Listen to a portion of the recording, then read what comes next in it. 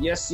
Peace, family. We're back with another DOATBM podcast. And, we got a real mighty fine special episode for you today. This one definitely going to be powerful. It's nothing but family business, what we're representing. And before I introduce, I don't want to say my guest because this family right here, so it's more than just a guest. So it's something special, man. We cut from the same cloth, we're from the same bloodline and everything. And most importantly, even before we get into this, I want to say, this brother right here has been doing great work in the community for years, from levels of coming from the community to working his way up, still paying his dues, still giving back to the community, still working amongst the people and spreading a positive message. And I ain't just saying that just because we're family, I'm saying it because it's real and we give credit where it's due. So without further ado, we got special guests, family, VIP host, criminologist, community activist, Craig Pinkney, representing what's good, bro. Yes, King, what you say, man? Thanks, family, for having me on the platform. With all the stuff that's going on in the world, man, I think it's time that we're rough and ready to just, go into some real things. Of course, and I mean, even we say, when we even started this going back years ago, you were one of the first people that was on the platform, when we was doing real talk and stuff like that. Yeah. Even, when we had some of the old intros, before we even got to what we're doing now, and we just had the vision of what we wanted to do, we had your image in there, even talking, so, education. So you've kept that educational journey going, for well over 10 years, Yeah. And this is one of the reasons why we wanted to get you on here, because a lot of people, what we know from the community, once they generally take that educational journey, a lot of times they become detached from the community, they become detached from the people, they become detached from the families and stuff like that. But you're somebody who's always still been around, still sort of kept in the loop. And even now, as you said, the 2020 pandemic going down, it's only right that we check in, it's only right we connect and just look at how we can push things together from a street level, educational level, and how all these things can kind of be pulled together. So, with that being said, you've been studying for the past few years, been working and stuff. You've been working within the Birmingham local authority. You've moved on now and set up your own company. Can you tell us a bit more about the Soul Project, the Center for Youth Violence and Conflict? Let's start off with this. So just to kind of in a nutshell, I used to, when I first kind of started off, I was doing voluntary work. Do you remember Increase the Peace? This is going back to that's going back 2003. I remember you used to come through with the badges and all that. Yeah, I remember it was a long time ago. And then remember the connections where we had Birmingham connections at the library with Wesai and Yasmin, Christine. And then I guess once I kind of went to university, got my degree, I started working for Birmingham Youth Service for the City Council, where I was based at Oakland Youth Centre. I was there for about 3.5 years, and then moved on to working at the Lighthouse, which was based in an area called Newtown, La Salles. And then I had some issues at the work when I was there, and then was at Summerfield Youth Centre for a short time, and then left. And then when I left, I had the opportunity to be a part of a project called the EU Gangs Project, and to teach on a course called Responding to Gangs and Serious Youth Violence. And I remember at that particular time, I only did it, it was just an opportunity to just teach people about some of the issues that was going on in the local community, and up and coming mentors, youth workers, I guess were signing up to kind of be a part of it. But very, very quickly, whilst I was on the program, I guess the students were kind of feeling my vibe and respecting the knowledge and the life experiences. And then the university asked me if I wanted to do some more hours.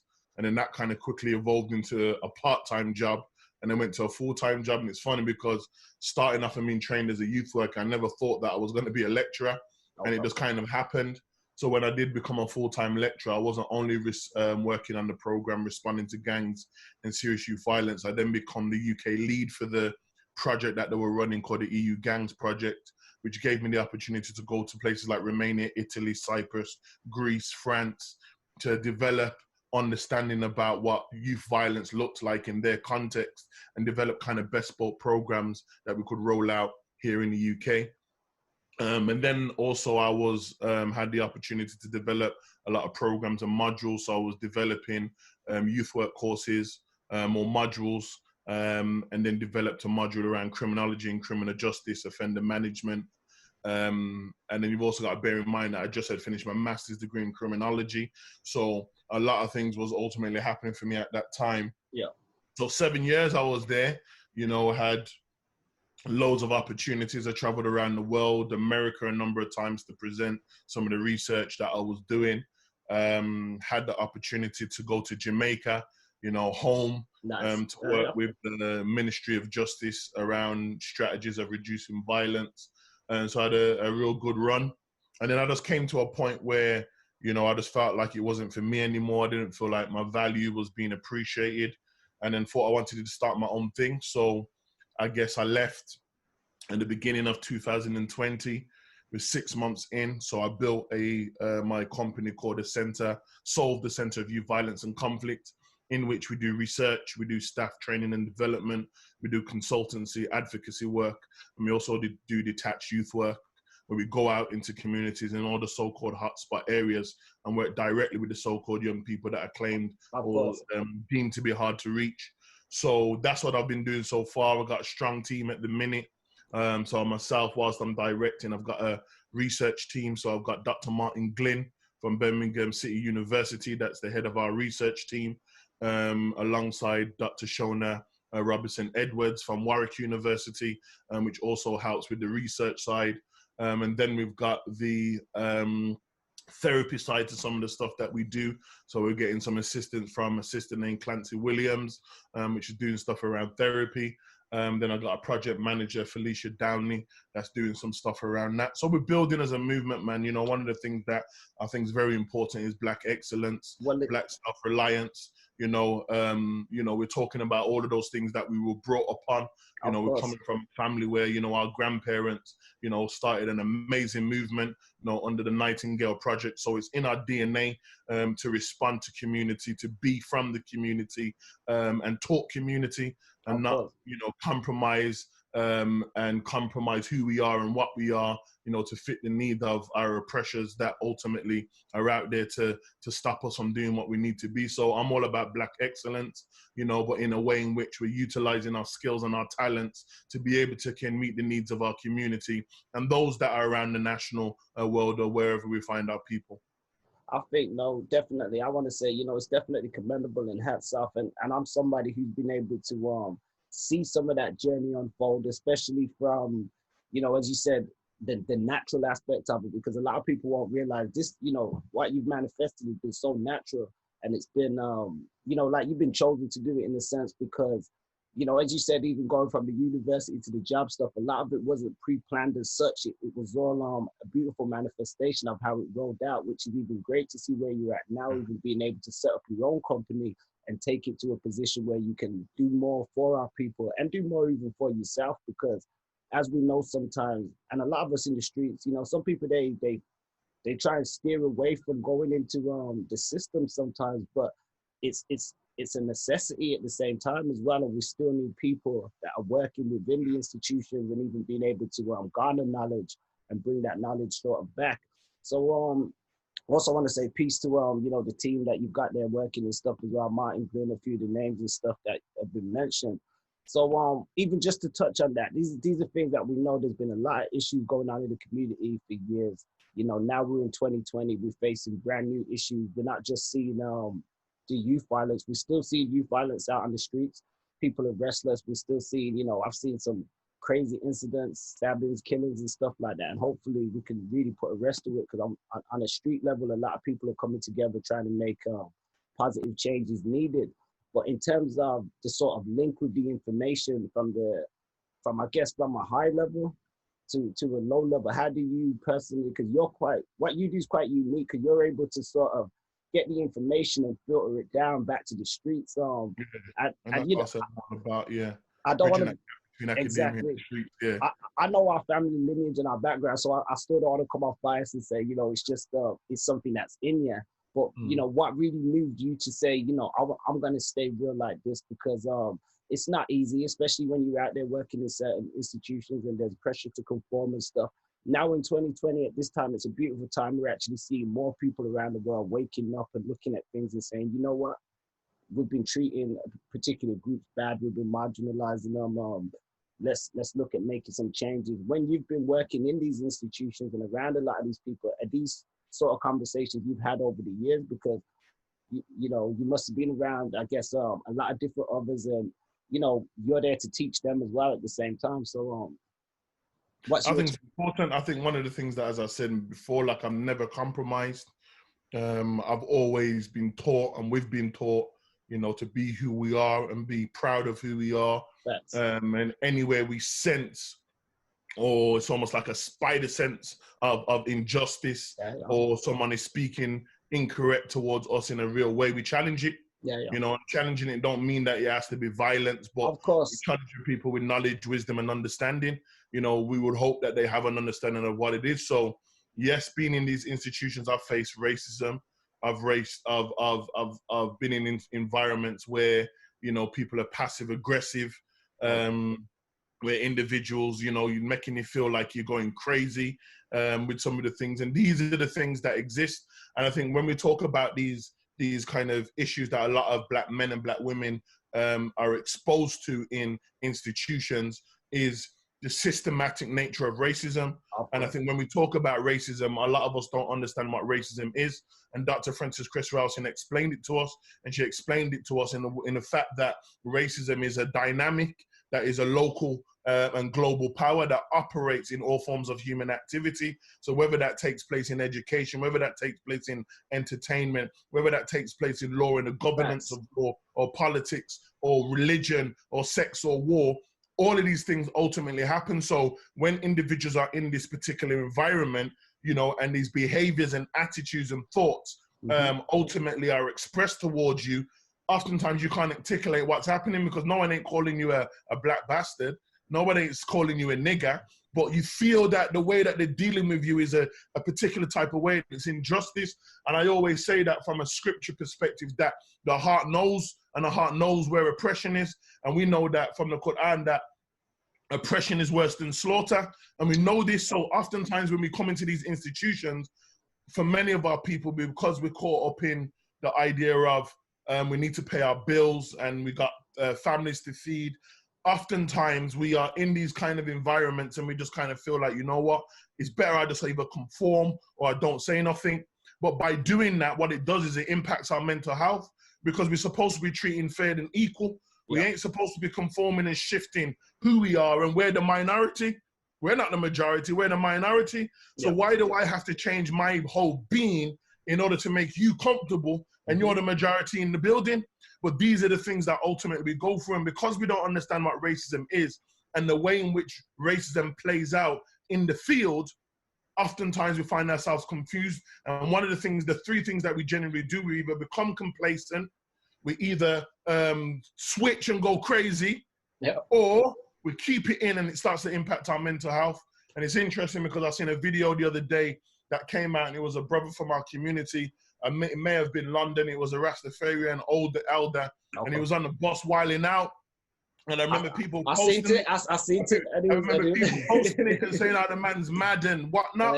But now George Floyd got killed in America, and now everybody's having a conversation. I say, rewatch that video and listen to what he was saying, and then you start to understand what I'm talking about, of the expression and the feeling of individuals that go through this systematic injustice that we go through every day. And these are the effects that it has on our people. And ultimately, in conclusion, is that that system is maintained through a capitalist society, and that capitalist society enables us to be distracted from all of the things ultimately that we're supposed to be staying focused on in order for us to move forward and be self-reliant, be self-independent, and so on and so forth.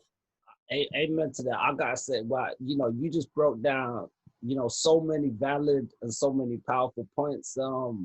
You know, there was so much I still want to expound upon, but you summed up so much just in that little bit where you just said, even in terms of pointing towards how racism is a system and a tool, which is what people are growing more into the understanding now. And what I've heard a lot over recent weeks is people have started to identify the differentiation of how racism has worked within the UK in comparison to the Americas.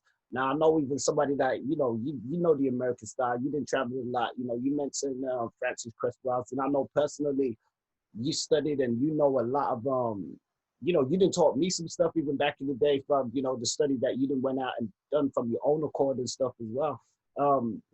People say in the UK they feel more of a subtle sort of racism where it isn't as overt as it is in America in certain places, but yes, it still does exist. We've personally been on the front line.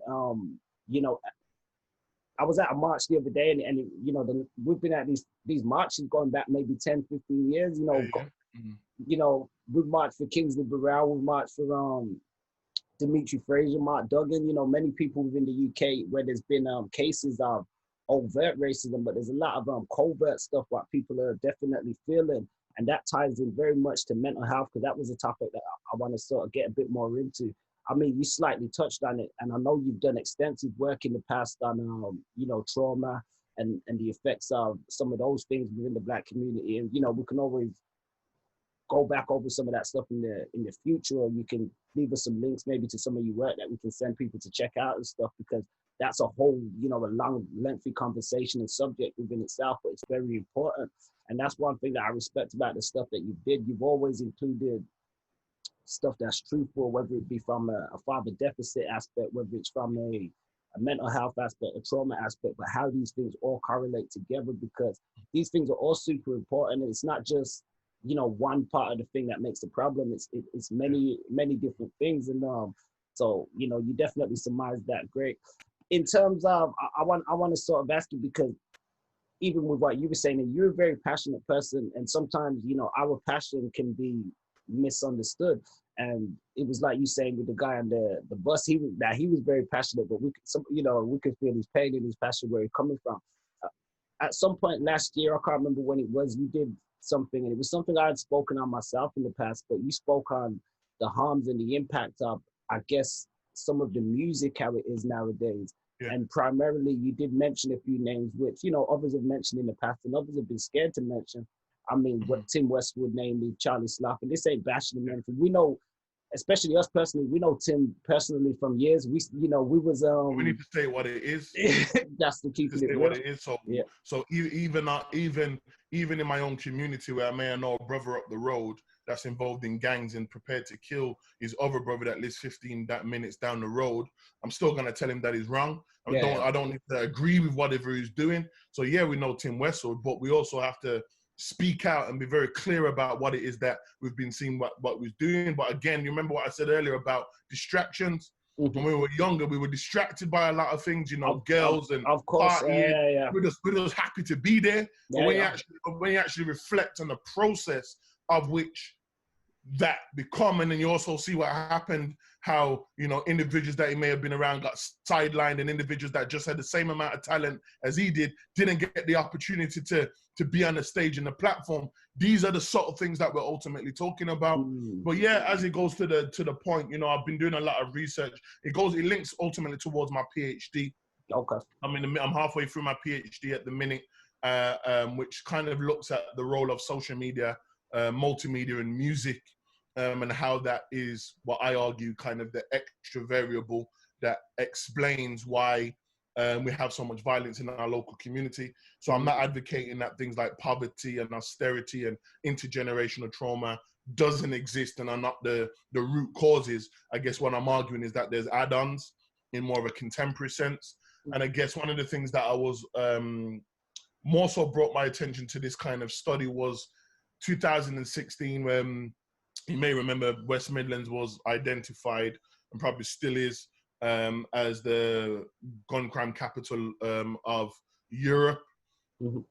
And at that particular time, there was a number of discharges, I would say, in the Northwest Corridor between Harkley, Handsworth, Winson Green, Newtown, Lozells kind of area. And there was a particular music video that came out from some of the young people that I used to work with. And I remember when the video came out, well, it wasn't a video, when they do those previews to say that it's out Sunday at 8 o'clock. Yeah. And when I looked at that preview, I said, nah, I don't think this one is a good one. And I remember having a conversation with them saying, you know what, I think that this video, even though it's the same genre as what everybody else is doing, what's been mentioned in this particular song, I think, is problematic. But anyway, as you know, Young Bucks, they've already done it. They've already paid. They ain't trying to turn back on the situation. And the video got released. And the detail of the things in which those young men were talking about ultimately kind of concluded to an series of arrests where this same young man was given 27 years. And the motivations from his music video and the things that he mentioned in his music videos pointing towards 5 incidents that happened in our local community. 27 years. And I think that was quite significant because we've never seen anything like that in Birmingham. We have seen gangster rap. We have seen individuals that have made certain songs, but for the first time, we've started to see drill music in a West Midlands context be used against individuals within the criminal justice system. And I guess that built onto my developing. So I was in conjunction with Dr. Robinson Edwards, as I mentioned earlier, and we done the first cross-section analysis on drill music. So we looked at Chief Keef at the time, as was seen as kind of the father of drill in Chicago, and then we looked at some of the prominent individuals in the UK at the time. So then we obviously looked at South London, and obviously from West Midlands context, the same young man in which I'm making reference to, and kind of looked at what are the similar dynamics in terms of the music, in terms of expression. And the only thing that we identified that was different between the American discourse as well as the UK discourse is that the fact that in America, they were able to show firearms in their video. Of course, yeah. And in the UK, they're not. So the language was the same, the dress was the same, the expression was the same, the terminologies were the same. You know, talking about ups and pulling, you know, all of those things. The only thing that was different from a visual perspective was the use of firearms. And I thought that was quite interesting. And on the back of that, that was what kind of motivated me to do some more research around the role of social media. And one of the key things that I kind of highlighted in that study and a number of studies is the link between social media and narcissistic behavior. Okay. And what I argue is that social media, in its inception, creates narcissistic ideas and mentalities. And you can just look at young people now, look how they behave. And not just young people, old people too. Big people as well, but just to see how people behave. You know, it's all about me, it's all about expressing what I look like. Of course. So I argue in context that the inception of social media creates narcissistic tendencies. And if an individual that is a narcissist and gets challenged for his narcissist behaviors or expressions, those individuals oftentimes want to respond. But there's an extra variable that I also feel like I think I need to mention as well. And I want to give too much to my PhD so someone can't run up. But I also talk about nihilistic ideas and tendencies. So I'm talking about individuals that have this mindset of, you know what, I'm not going to make it until 21 anyway. So I'm just going to live a life of destruction. And they say in their music, you know, when we were growing up, it was get rich or die trying. And now these youths are saying, you know, I'd rather get caught with it than get caught without it. You know, I don't want to die young. I'd rather get judged by 12 and buried by 6.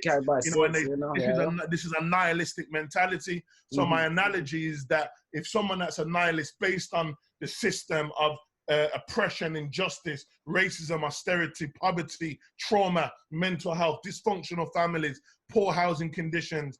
And if an individual's already got those things and been impacted by those things already, when they meet social media and then have a narcissistic tendency, when an individual disrespects that with the nihilism, what you then find is that the beef moves from the social media sphere into the physical world. And that may help us to understand that when someone feels disrespected on YouTube or Instagram or Snapchat, it might help us to understand why there's a shooting 24 hours later or even 12 hours later from something that gets uploaded on a social media platform. So that's where I'm at in terms of my research and trying to understand the context of violence. And I think you made a point that it's not just one thing. It's multifaceted. It's a number of things. And I think part of the problem that we have when we talk about young people, violence, trauma, we only like to talk about things through one lens. And it's important that we look at those overlaps or those intersections between a number of things. You know, it's just like what starts a fire. You know, it's not just the match, because the match is also connected to wood. And, there's so many things that cause and effect.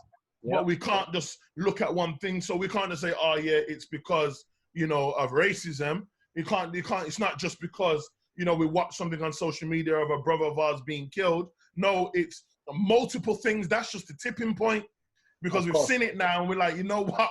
I've been out on this lockdown fatigued and I want to while out. And now they're still killing our people during lockdown. And I read something the other day that the brother beat COVID-19 and then left from COVID-19 to be killed by one of the oppressor's representatives. And we look at those particular things and we're enraged. But the problem is that oftentimes we don't understand how to respond to that. And I think this is where it becomes really important of looking at the philosophies and the blueprints of individuals that have come before us, like Marcus Mosiah Garvey, because many of us grew up in that Pan-Africanist movement, the Saturday School movement, Marcus Garvey nurseries, and so on and so forth. So we had blueprints around how do we respond when these particular issues happen. We can look at Haiti and what happened in terms of the revolution that took place in Haiti. We can look at some of the key things in which Malcolm X and what he was talking about positive revolution. And then we can look at what the Panthers were saying, and there's so many different aspects that we can look at these ideas about how do we overcome and how do we topple the system, or at least resurrect a new one in terms of a paradigm shift in doing that. But oftentimes we don't reflect on those that came before us and look at those manuscripts, look at those blueprints and ultimately adapt them. So our frustration with our people is sometimes it's confusion, because when we're talking about a systematic change, that means that we as a people need to unify. And we need to change. What we're doing is worrying so much about our oppressor and wanting our oppressor to walk with us, as opposed to unifying our people to get them to understand. And that's just being real. And this is not saying that, that we're anti anybody else, but we're pro ourselves. And I think these are the things that are really important that we need to really dissect. And we really need to start having conversations about what does economics look like in our community, and how do we utilize economics as a leverage to enable us to be able to buy land, buy property, so we actually can truly start doing things for ourselves. Because what we've experienced post being so-called free from these plantations, we've been catching hell in the West. At the same time, that ain't going to change, because whilst that wealth that has been built by colonialism and continues to build on an imperialistic mindset through their capitalist system, we're going to remain the same. And I would assume that those that are in those positions of power are not going to try and give up their power just because we're protesting in the middle of the street. Yeah, no chance. That's real. Once again, you dropped some powerful information there from the top. There was a few points I wanted to touch on. I've just got to try and refresh back where you went with them.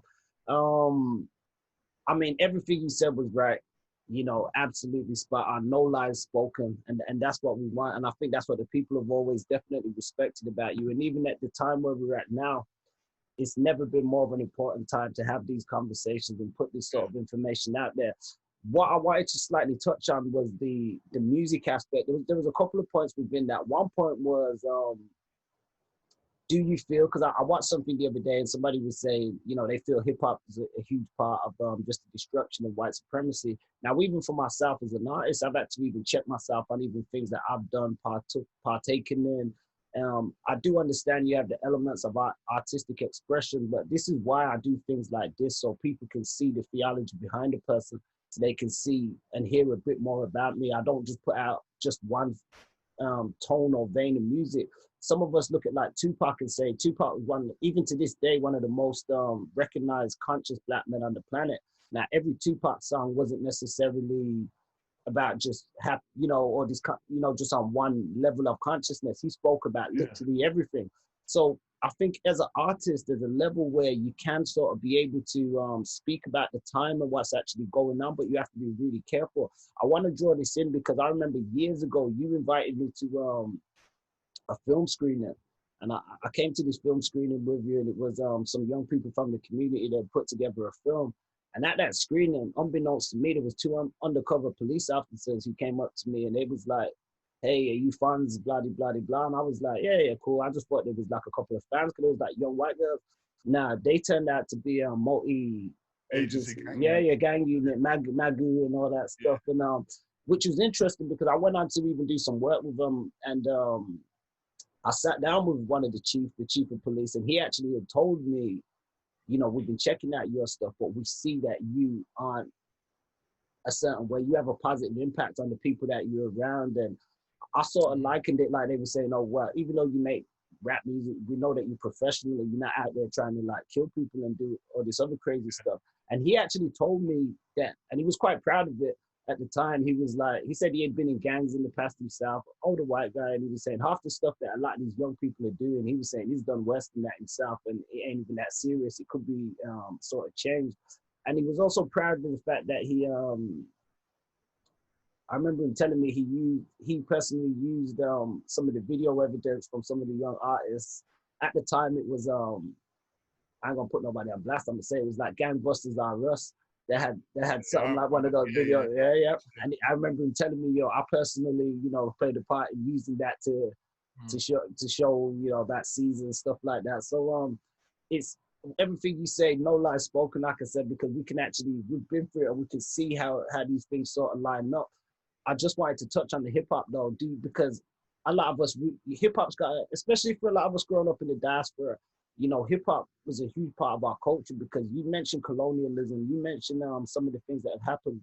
We're talking to people that have been robbed and stripped of our culture, our heritage and certain things. Yes, there's some of us like that are a bit more fortunate, like in our family and in certain other families where we had elders who, with that sort of in tune still, that they was able to pass on certain powerful messages at the same time.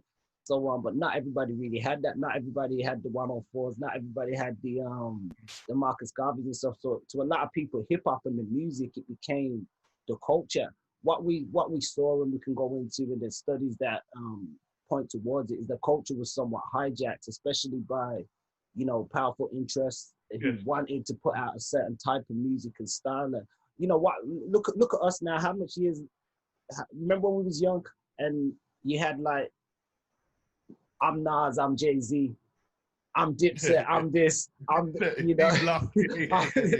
Now what we're seeing, even with the beauty of like what we're doing, conversing on stuff like this, you're seeing rappers and stuff doing this thing now, and they're getting to explain that back in the day, they weren't really allowed to do it because the labels were pitting them against each other. But imagine the impact that would have had for a lot of young black kids growing up to see like, D-Block and the rap coming together and stuff like that. At that time, that would have had an impact for us to come together a bit more, but it led to more separation. So I think the music can be used harmfully and destructively, especially for those of us who are kind of devoid and missing a culture. Tying into the cultural aspect, because this ties in with everything. It's just like gangs. Some say that's the same reason why kids get into gangs and stuff, because just that void, what's missing in the home sometimes, just people feel like they got nobody they can talk to, nobody they can relate with. Sometimes there's issues with their parents and all that sort of stuff. I mean, a lot of us as conscious individuals, maybe till we get to our 20s and 30s is when we start even understanding stuff about our own life. When we're young people, we don't understand it. We're going through it. So in your own sort of experiences and seeing people like, not to say, is there a way that causes this sort of gang mentality? A lot of people really truly feel as though they're fighting for a cause, and even what we see in some of the stuff that's happening now all around the world, the causation, what cause are they actually fighting for? Because it's a cause that a lot of people seem to just be focused on themselves. There's a lot of internal conflicts and stuff. Through your your studies and even your experiences and stuff, what would you put that down to? Because people get into these gangs as a family, but then this whole fighting for a cause, it doesn't then become, okay, let's extend this family to other black families. I think one of the things I talk about in my research is that, or question is why do people kind of associate themselves with specific groups? And if you just look at it from a basic level, just from a human needs perspective, all of us need to be around people as collectives anyway. With the way we're programmed, the way that we were created, with social interaction beings, so we move as collectives. However, whilst we know that we group as collectives, we always also know that from the beginning of time, whenever there's been one group versus another group in the same vicinity, there's always going to be needs of one group that may differ from another group. And there may be very simple things that may cause those two groups to be at conflict with each other. And I use the word conflict loosely, not necessarily violence, because you look at, when we was at school, it was your school versus another school, wasn't necessarily violent. You play football, and then you look at every aspect of society, it's groups that go against each other. Now, when we're talking about context, now we're talking about generally inner city communities or rural spaces that are poor and impoverished. You've got communities that are in particular environments that don't have the access to some of the things that other people in society may have access to.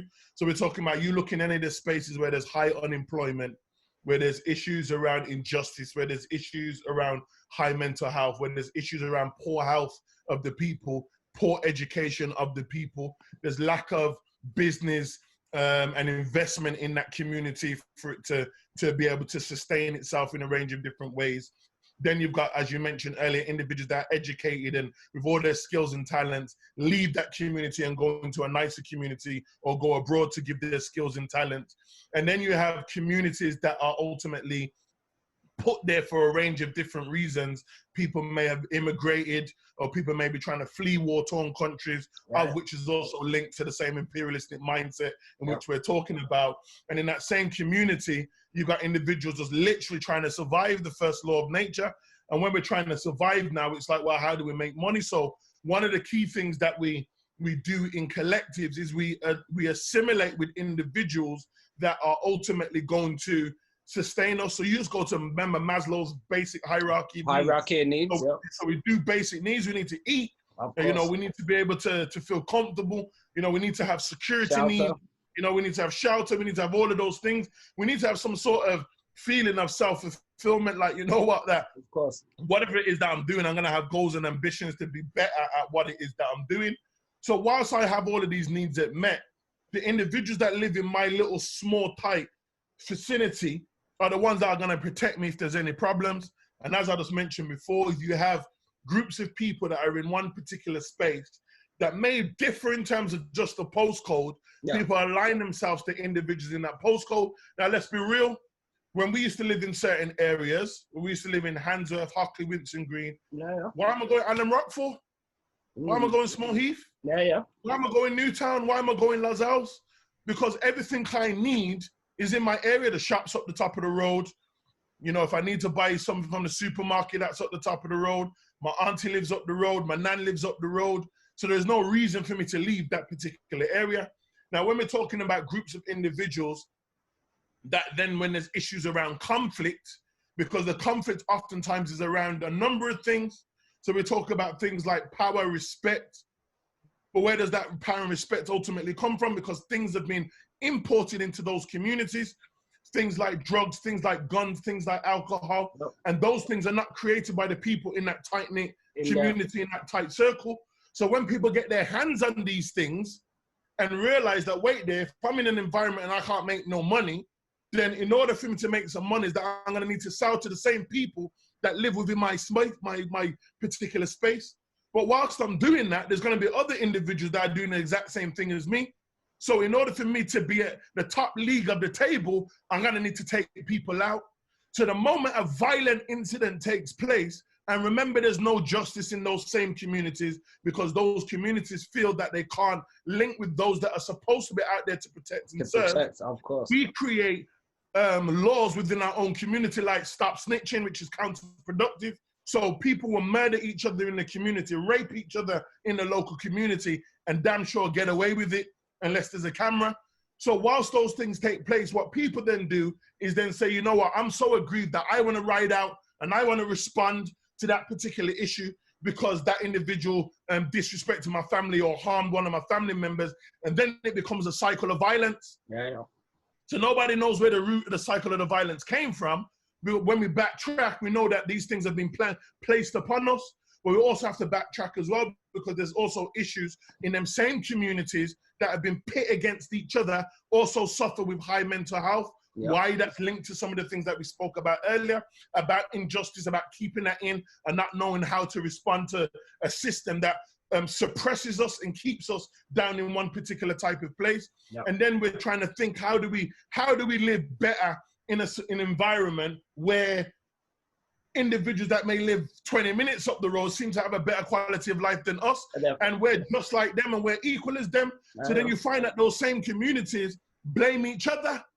And that will help us to explain why you'll have probably 4 different communities from different groups that blame each other for the reason why they're in that same particular system and why they're poor. So we'll blame the Romanians, and the Romanians will blame this, and then the Bangladeshi or Pakistani community will blame the African Americans or the African Caribbeans or whatever it may be. Everybody's blaming each other, but when you check it, someone's come and put us in this environment.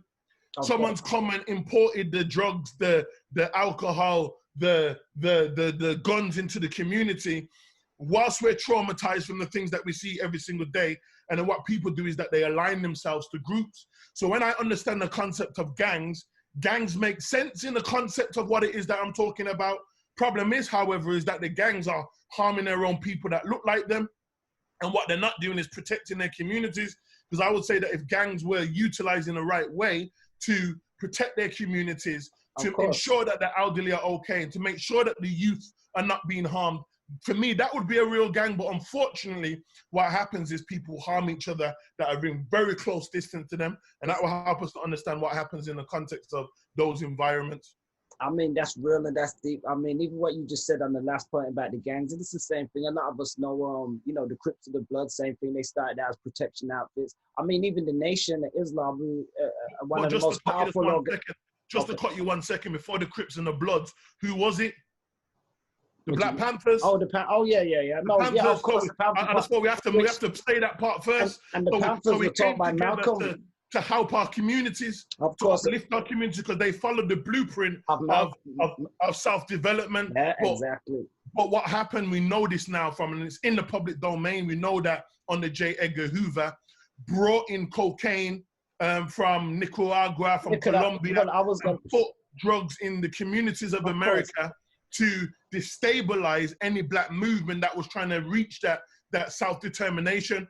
And through that particular strategy that the government used at that time to destabilize those communities, when they gave the drugs to those communities, one of the internal issues that the Panthers were having was other Panther members started to dabble into either taking the drugs or selling the drugs in order to make money. Yep. And then that started to disrupt. And there's a brilliant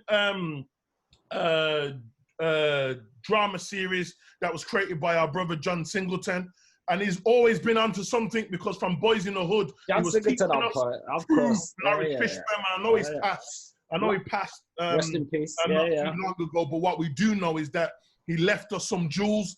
And there's a scene in his thing called Snowfall, where it shows that the Panthers, and there's a scene where the Panthers are standing up amongst each other, and then there's some youth that are just walking with guns and balaclavas. And that is very symbolic, because what it talks about is that there was confusion from the Panthers, almost as if, what the hell is this and what's going on? And that is important to understand here, that we know that the dismantlement of our organizations nationally, globally, that were out there to kind of protect our people in those same communities to ensure that we were doing for ourselves, were dismantled, and now has been created through the drugs and the alcohol and the guns and the violence to kind of create new groups that ultimately are against each other and not for each other. And then when we look at, I would say Tupac and Biggie, I would say more so highlighted the whole issue around gangsterism and the idea of West Coast and East Coast. And now we look at the context of what happens in the UK, that same mindset of beefing you up across the road is a lot more smaller, because we're in that same vicinity. I'm sorry to cut you, but I just wanted to add that part in. Yeah, no, I'm glad you added them in, because I think there's some brilliant points, and even that's made the reason why I mentioned even the Panthers, and I'm glad you drew the correlation, to the Panthers and the Crips and the Bloods, because I mentioned, and I was talking the Nation, because, Malcolm, he did great work setting up around New York and all that. He did so much great work. It's unfathomable that some people wouldn't even know. And, you know, and that's how even us as a people, things and the knowledge and the information, it spread and it helped birth new organizations and stuff as well. And some of these organizations, it was more the point I was touching on, they was started doing that. They was policing the streets themselves. They was policing their communities themselves.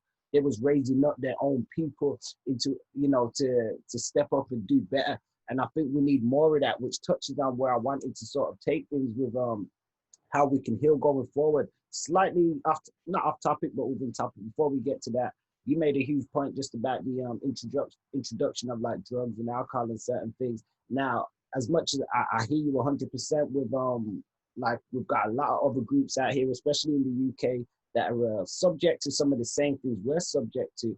However, there's still a lot of other people, and I'm not saying Black people aren't guilty of some things, but on a mass level, you know, there's other groups and nations that on a mass level, they bringing in heroin.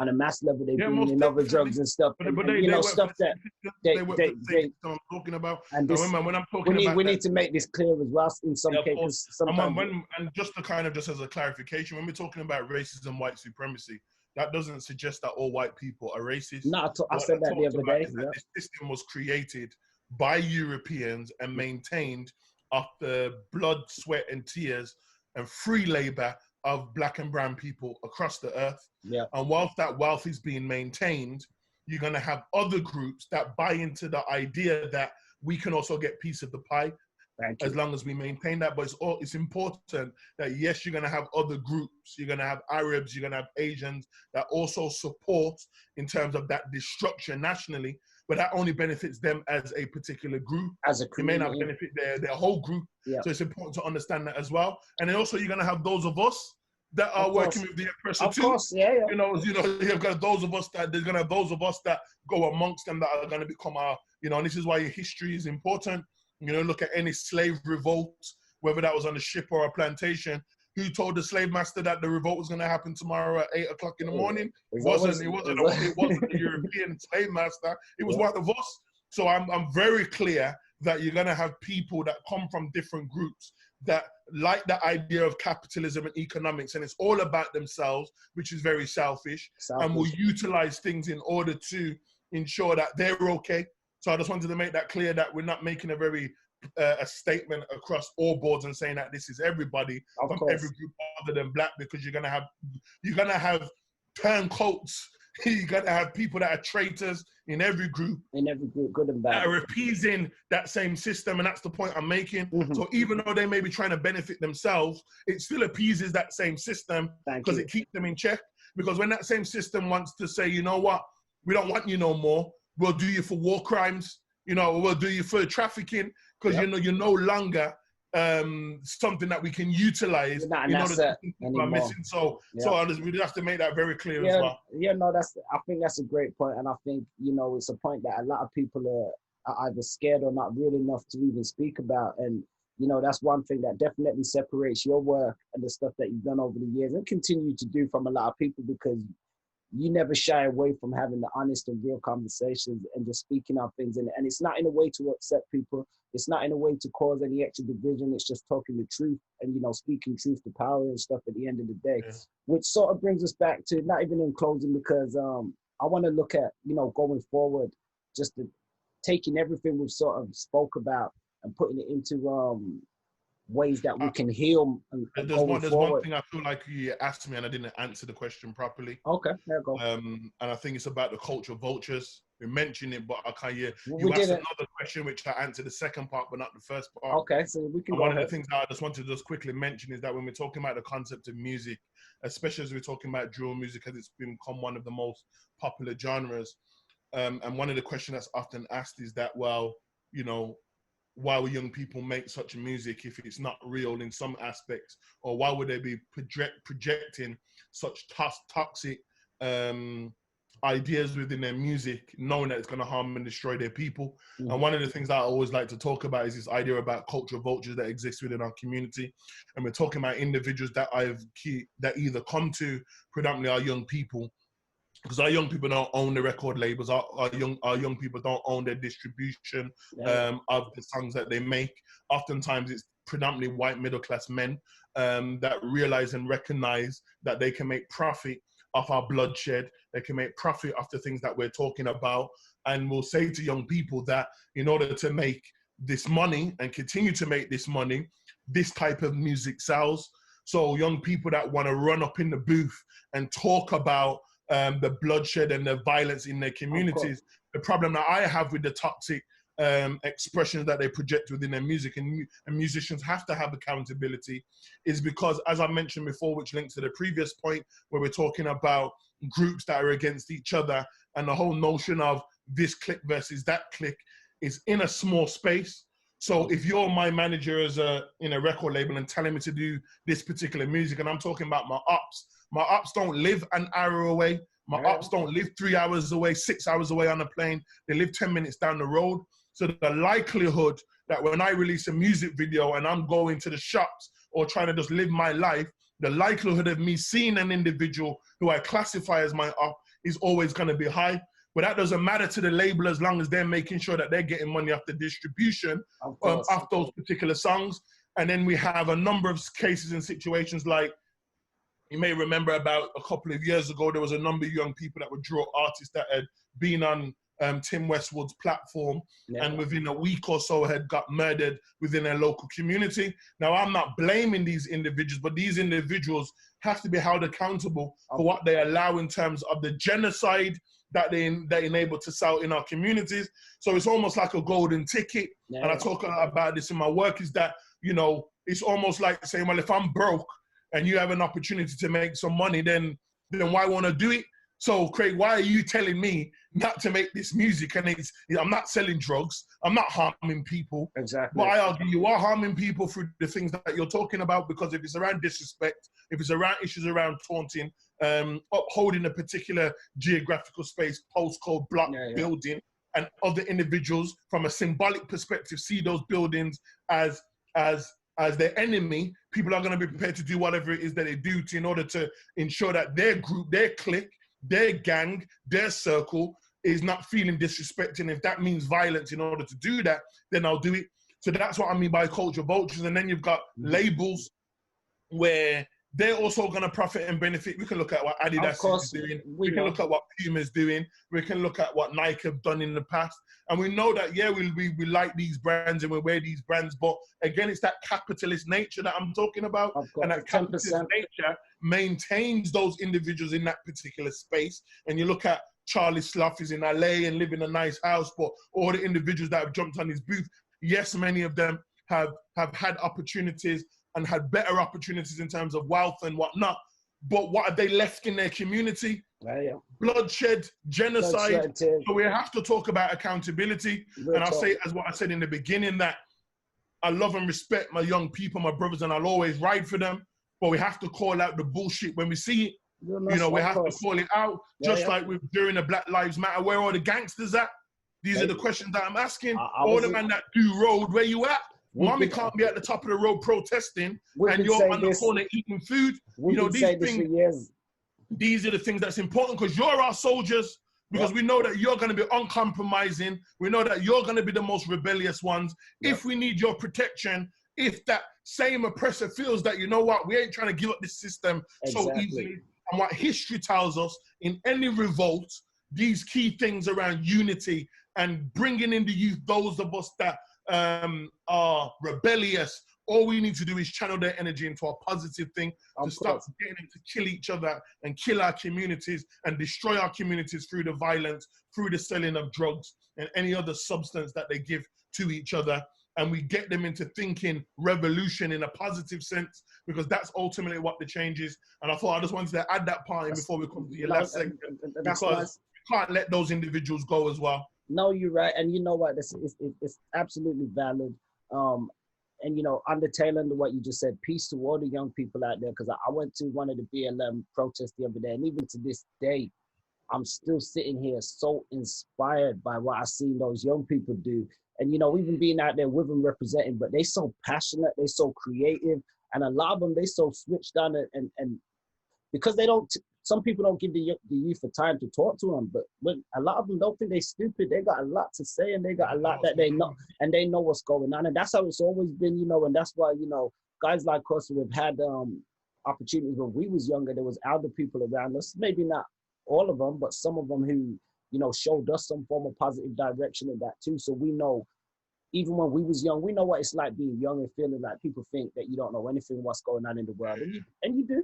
Sometimes people ain't got the time to talk to you or even ask you anything. So that's spot on. The point about the culture vultures and Tim Westwood and them, spot on. I dissed them years ago. Now we know Westwood personally. I remember I was trying to get some stuff done with him, and this was the time when he was doing like the crib session sort of stuff, and I was like, you know, bring me up on there, and he was trying to sidetrack me through some of these people, and I was like, dude, you know me personally. When you come to Birmingham, you hit my phone to ask what's going on in the streets. You want to know what's going on with which gangs and this, that, and the other. So now I'm asking you for a favor. Even though you usually do most of my favors, this is something that could help advance my career.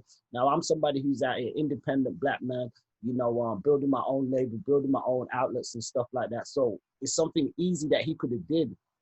I thought he didn't represent right. And then I had to check him and Charlie Slough, and I challenged him on record, and it's still out there. And even in the song, it wasn't a personal diss. I didn't think people understood it at the time, but I was talking about the same things you were speaking about, you know, challenging them for the negative artists that they allow on their shows and stuff all the time. They give them the platforms to propagate a certain message. But when it comes to those of us who are out here, you know, doing stuff positive, and one of the things that I think super important, when we was growing up, there was rappers that, yeah, they made a certain type of music, but if we looked up to somebody, especially personally, it's because they had something to say. They could they could speak on something, you know. Quality, even, you know, yeah. Say, you know, I mean, that's something to say. So yeah, they would do the what we would now call road thing, but they would always talk about having a mastermind, having a plan. Exactly. You know, be black and be proud. You know, you read books. You know, treat women like queens. So you had many talk about the go to a club and do something or get into a beef or whatever, but they were talking about life in a way in which enabled us to think. So you had, and I think Belly was when we were growing up, that was kind of like one of them highlight films. Of course, and it showed that process between, you know, Nas and DMX and all of those Sincere and, you know, all of those characteristics, all those characters. Of course, it showed everything. It showed everything. The snaky dudes. Now when you talk about young people now in their music, there ain't no education in there. It's just about when I see my up, I'm gonna slide down I'm gonna slide around in the 4-door truck. I'm gonna skirt. I'm gonna click bang, and that's what it's all about. Chef him, stab him. You used to talk about this before. Genocide. I think you used to call it definitely part of the genocide, but you used to define it as hypermasculinity. Yes, and of course. And that's I'd attest to it, seen it myself. Even me being an artist and a producer, I've seen that. Even when I hear most stuff now from the youngsters or just out there, that's what it is. I went somewhere and I seen a video, and I couldn't believe that these people got to film this. It's these young kids, and they're either sitting in an empty prison. In some shots they're sitting on police cars and in the back of, you know, they do. But all this sort of imagery that they're putting out, and I was like, wow, they're supporting them to do this, you know, at the same time. So I think that's definitely what's going on. But, you know, in terms of the music, you know, there's always going to be, oh wait, I'm getting a few kind of crazy glitches right now. Can you hear them sound like some gerbils? Okay, they got that. But yeah, no, in terms of the music and stuff like that, I think you're always going to have the different aspects of the positive and the negative. But I think sometimes as Black people, we're blamed too much for the stuff that we do, because you have movies, you have other stuff out there that people do and have that can be, you know, just taken on an entertainment level. But some say whether it's us that take things too serious or whether people just look at what we do and then it's magnified and they say, okay, wow, you guys have gone too far. What I have noticed though, most of the other people making music now, like you've got a lot of white people making more conscious hip hop, shades of like the old hip hop. But then you've got a lot of these other newer groups and races. They're making a lot of the same drill, gangstery sort of stuff. And Island is going off. Yeah. They make and you know a lot of them they drop in the N bomb, the nigga this thing. They you know it's a whole different thing. Popular culture. It's pop culture and stuff now. But I think going forward, how do we move towards the end of 2020 to 2021, what advice would you give to like the youngsters, or even just some of our people out there that are going to be listening? How should we move? How can we move forward as a collective in ways where, you know, we can build or we can enhance just what we're doing? I think one of the key things again is, I would say, study Black radicalism. And I think people some people are say, "Whoa, what do you mean by that?" People understand when they hear the word radicalism. Of course. And what we've been talking about throughout today's segment is radicalism. Radicalism isn't extremism. Two different things. Radicalism focuses on the idea that we need a new paradigm shift. Extremism is on the basis that I ain't trying to hear nothing, and I'm just trying to do what it is that I'm trying to do. Yeah. We ain't talking about extremism. What we're talking about is proper, complete change, and we need a paradigm shift. And part of that paradigm shift is recognizing as a people that the way we've been doing things post-slavery up until now is not working for us. Can't talk for anybody else, but it's not working for us. So that means then we need to unite, and we need to find out how we can utilize our economics and infiltrate ways in which we can engage the system that benefits solely us. And if that can't happen, then what we need to do is set up our institutions for ourselves. There is no other way. So it's about unity. It's about unity. It's about economics. It's about education.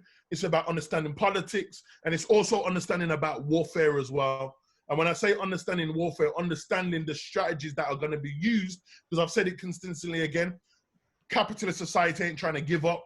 The World Bank ain't trying to close tomorrow, and the IMF ain't trying to close down tomorrow, of which I said when we're talking about the wealth of nations that have been built upon us. So when we're talking about reparations, they wouldn't be able to pay back our reparations, because to give back reparations to our people means they're going to need to shut down their whole system. And I would like to believe, and I would say that I'm certain that there's going to be individuals in positions of power that are saying, hell no. They ain't trying to give up no power for somebody that's asking the question. Yeah. So it's important that we understand what it is that we're doing here. So when we're out protesting, we're saying we want justice. Justice for what? When we're out there shouting we want change, change for what? What does change look like? And this is why it's important that we start revisiting the teachings of Marcus Messiah Garvey. We start looking at Franz Fanon. We start looking at Malcolm X. We start looking at the last speeches of Dr. Martin Luther King and all of these other individuals, the Panthers, because what they were talking about is how we can remove ourselves from a system that's benefiting from us. And we know that the pound is strong. We know the dollar is strong. If we stop buying things, we know the impact it's going to have. You know, we know Nike and Puma and just Adidas, they thank us because they know that their profits are based on the black pound. So we know that we have leverage to be able to do a series of things. And whilst we utilize that money as a tool, we need to utilize that to buy property, to buy buildings, so we can do like what every other community has done, like the Jewish community, Sikh communities, and some South Asian Muslim communities have set up their own institutions, meaning like schools and stuff to benefit their own people. So when we're talking about pro-blackness, we ain't talking about we're anti anything else. All we're talking about is pride, and all we want is self-determination. And I'm just not willing to ask for that from my oppressor. So that's why, no disrespect to our people, I'm not going to step out unless we know what that platform is going to look like. And I think these are the things that we need to be clear about. And it's just about galvanizing those of us that know, that have a little bit of economics, and utilizing our skills and talents to say, you know what, we actually can build our own school. If we've got the resource to pay the exact same resource, same finances that the education system is doing.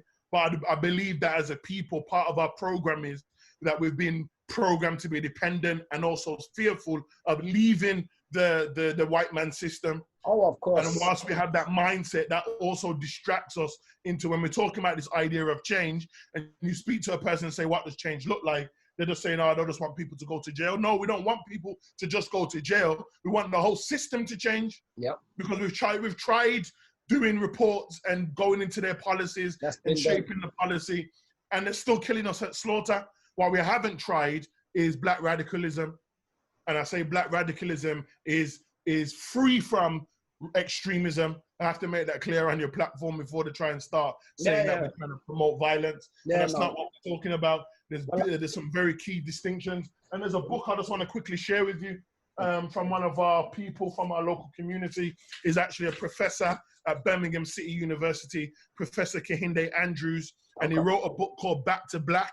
And he explains what Black radicalism looks like in the 21st century, looking at the teachings of Malcolm X and others. So it's just very clear that we understand. We've got the blueprints that are out there. Everything's there. The question is, are we gonna adapt it to our context, being in the UK, and are we gonna mobilize to move that forward? That's more so the bigger question that I think your viewers that are watching this today should be left with. Yeah, no, that's real. I think there's no other better way than to leave it with that. Once again, can you tell us that book title again? Back to Black and the author is? It's called Back to Black by Kehinde Andrews. If you just type it in Google, Back to Black, it's called Retelling Black Radicalization for the 21st Century. Okay, I think that's definitely the poem going forward. When I went away for a break in Africa, I took that book and I read it. And it also makes those clear distinctions of, you know, when people are called terrorists or extremists are very different to Black radicals. Okay, that's dope. And it actually breaks down what the difference is. If someone's an extremist, they ain't trying to talk. They ain't trying to have no understanding of a strategy that moves forward. And someone that is a radical that wants change is talking about what does that look like in context of galvanizing people to create something for themselves in a new paradigm. Well, that's well said, man, and that's the best way to sum it up, especially with everything going on at the minute. And it mirrors what I said at the BLM march the other day, and it was the same thing. I said we need leadership instead of having these big groups, and you've got 10, you know, people over there, 20 people over there, 50, everybody in all these different groups, and nobody's got no idea or no direction of where this thing is going, or what leadership or what strategies are in place. Is there a manifesto? Is there anything like that? So that is absolutely spot on. Our viewers here and our listeners, DOATBM, you've just been guaranteed. I know you're going to be blown away by listening to this. And have you got any socials or anything like that you want people to check out? So if you want to find me on Instagram, Street Academics UK, or one word, I'll say that again, Street Academics UK. If you want to find me on my website, if you want to have a look at my research or some of my YouTube videos, that's www.craigpinkney.com. And if you just type my name around, you'll see me. And I'm on Twitter. You want to grab me? I'm on Real Action UK, or one word. But it's all about building and helping the youth. And as I said, bridging that gap between academia and the streets. So let's keep conversations going, and I hope that we can have a part 2 just to focus solely on trauma. Yeah, no, that would be great, because I know you specialize in especially a lot of that, and you know what gonna be dope, especially when we talk on that, we'll be able to draw in so many different comparisons and stuff, and so that's definitely dope. We appreciate the time and all that, fam. And just on the last note, I just want to say props to you to everything you've achieved and are continuing to achieve. I didn't actually know you had the website up, so that's great. I'm gonna check that out myself, and it will be good to see the Pinkney name out there. With that being said, peace to the whole Pinkney family, man. Our uncles, our aunties, I seen Auntie Dal the other day representing strong in the papers and stuff as well. And you know, I seen even some pictures. I didn't even see the grandma and all that and stuff as well. And it was like, yeah, man. So that's real. So with that being said, man, peace to the family. We're gonna tune y'all back in next time. Salute and support, and stay real, stay woke, and look out for you folks, man. That's what the message is.